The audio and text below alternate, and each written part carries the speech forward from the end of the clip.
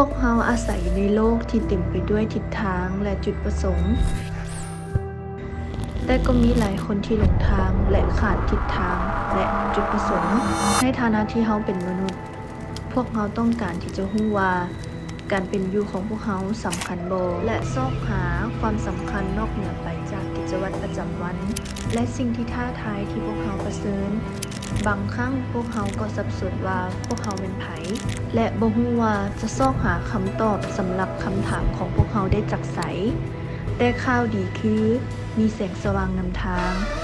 คือกับเข็มทิศที่ซี้ไปทางทิศเหนืออย่างสัตย์ซื่อที่นำไปสู่ความสมหวังพระเยซู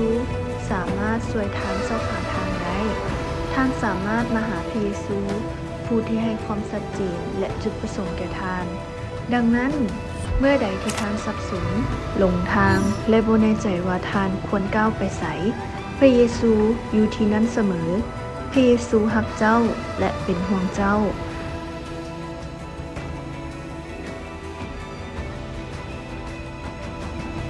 ท่านรู้สึกหลงทางบ่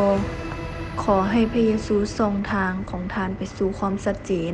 ในจุดประสงค์และความรักที่มั่นคง